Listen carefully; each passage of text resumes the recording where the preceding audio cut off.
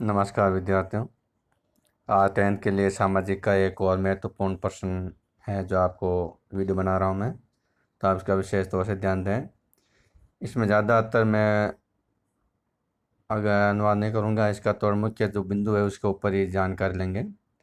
जैसे इसका प्रश्न आता है, ये 2 वर्ष पहले आया था ये प्रश्न।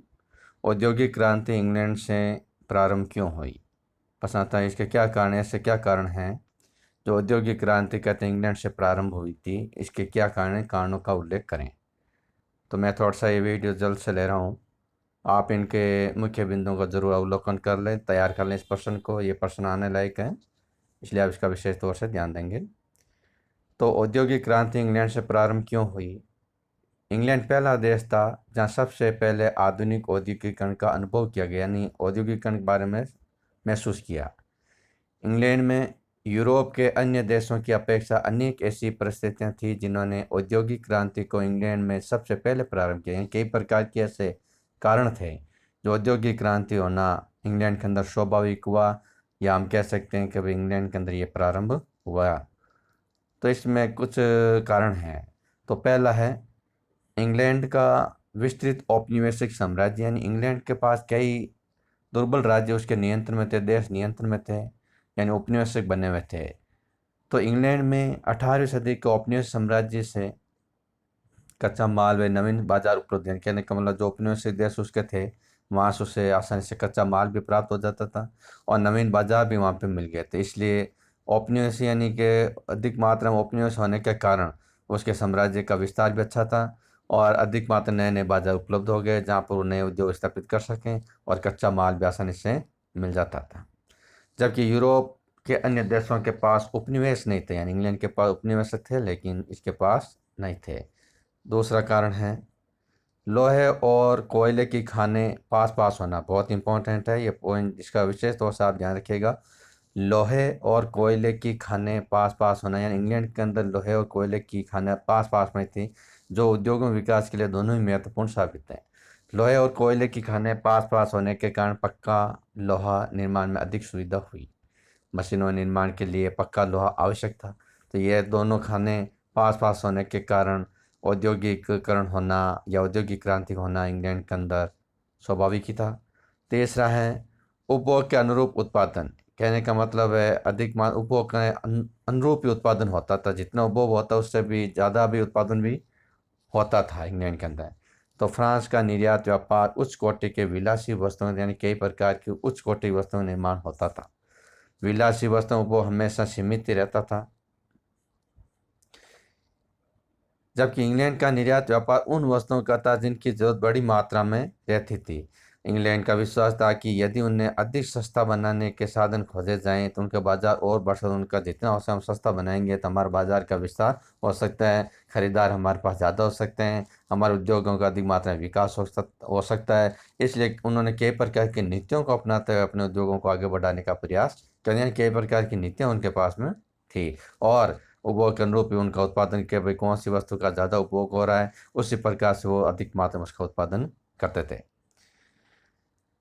इसलिए इंग्लैंड उन तरीकों को अपनाने के लिए तैयार था, यानी इंग्लैंड इस प्रकार नए नए तरीकों को अपनाता था कि ताकि हमारे जो वस्तुओं की ज़रूरत है उन वस्तुओं अधिक मात्रा में बनाई जाए और हमारे अधिक मात्रा में उत्पादन को बढ़ाया जा सके।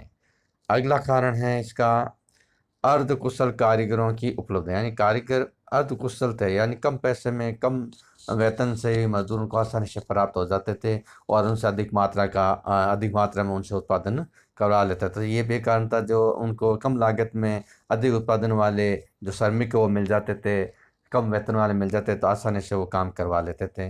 तो अर्ध कुशल कारीगरों की उपलब्धि यानी अर्ध कुशल कार्य अधिक मात्रा में उपलब्ध थे।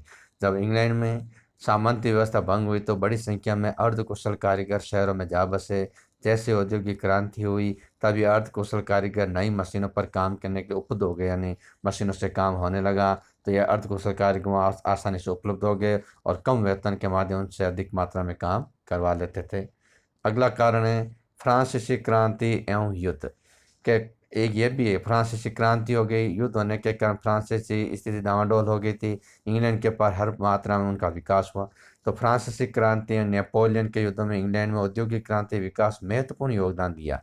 युद्ध के दिनों में इंग्लैंड को अपने सैनिकों वे अपने साथी देशों सैनिकों की आवश्यकता की पूर्ति के लिए उत्पादन तरीकों में सुधार करने की आवश्यकता पड़ी। यानी जो भी सैनिकों की आवश्यकता होती थी वो इंग्लैंड के द्वारा ही वहाँ पर उत्पादन होता था, जिनकी आसानी से आवश्यकता पूर्ति जिससे अधिक मात्रा में उनके उद्योगों में विकास होने में ये महत्वपूर्ण साबित हुआ।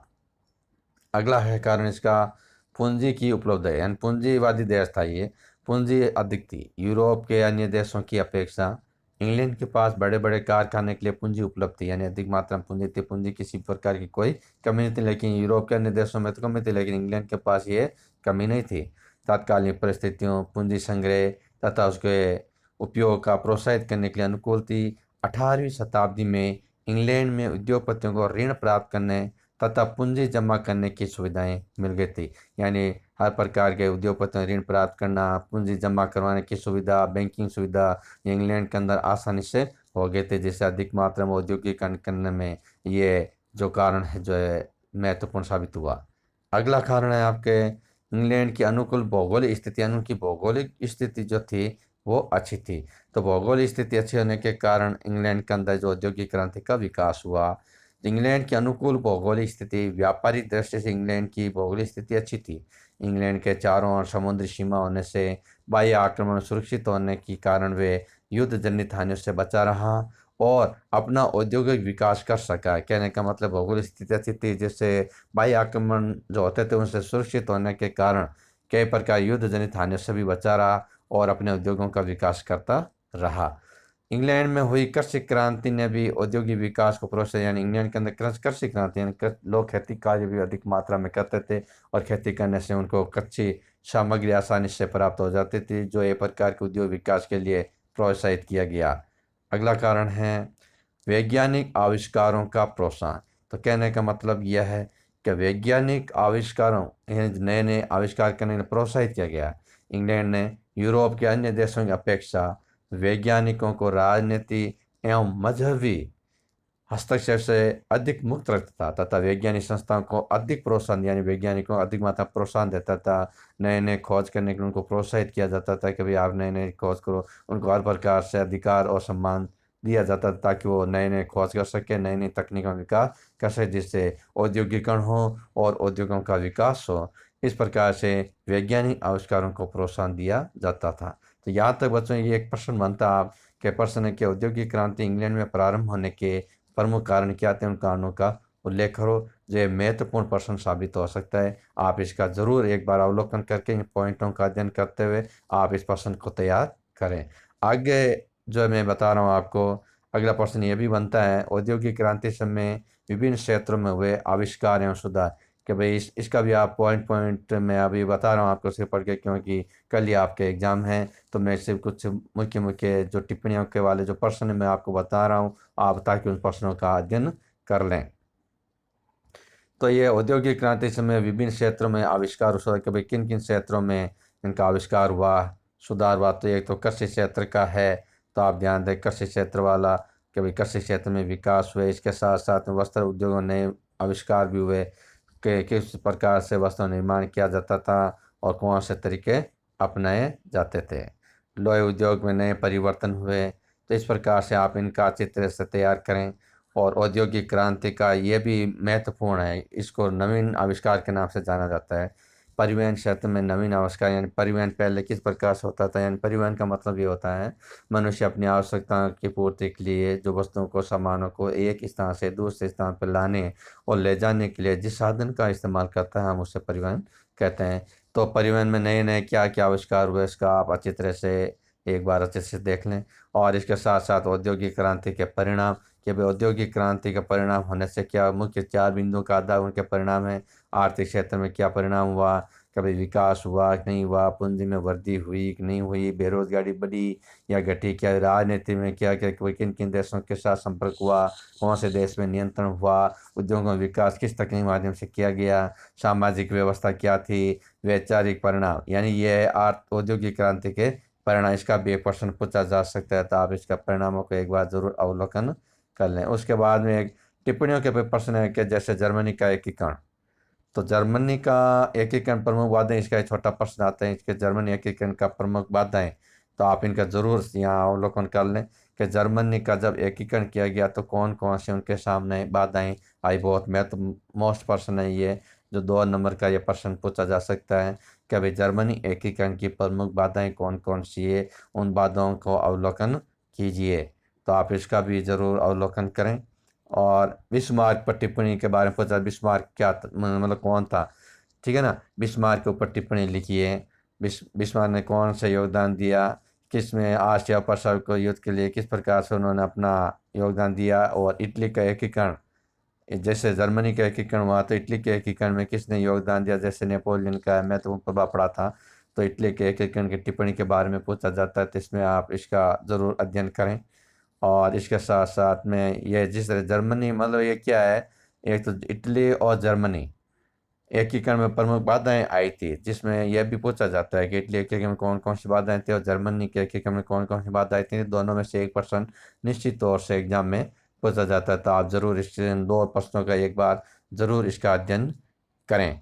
और इसमें कुछ ज़्यादा महत्वपूर्ण नहीं है। ये यंग इटली की स्थापना किसने, गैरिबाल्डी थी। यंग इटली की स्थापना किसने, कार्बोनेरी कौन गुप्त संस्था थी, 1810 में नेपोलियन की स्थापना हुई थी। इसका भी अच्छी तरह से आप एक बार यंग इटली और कार्बोनेरी का ज़रूर अध्ययन कर लें। ये जो मैं बता रहा हूँ इनका मुख्य मुख्य जो बिंदु है, मैं क्योंकि आप वीडियो बनाने में इतना समय नहीं, क्योंकि आपका एग्जाम कर ले अगर आप, मैं इस वीडियो में आपका समय इसमें चला जाएगा। लेकिन इसलिए मैं इतने कह रहा हूँ कि जो पॉइंट है आपकी किताब के अंदर, पुस्तक के अंदर, आप जरूर इसका एक बार अध्ययन कर लें।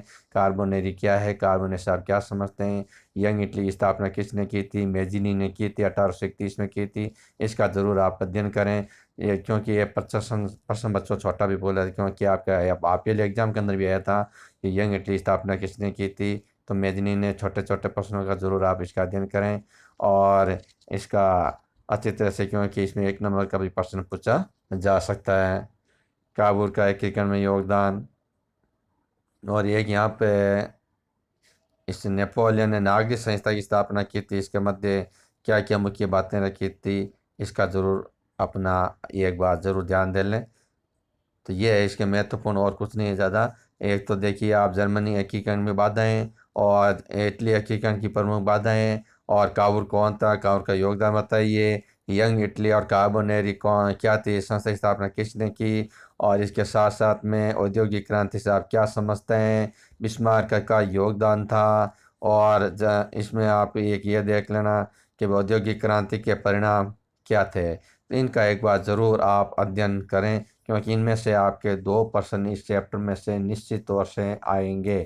तो बच्चों, आज ये जो बनाया है, क्योंकि इसमें समय को थोड़ा कम देखते हुए मैंने आप इसका ज़्यादा बड़ा वीडियो नहीं बनाया है, लेकिन मुख्य मुख्य बातें इसमें मैंने बता दी है। आप इसका विशेष तौर से एक बार ज़रूर अध्ययन कर लें। धन्यवाद।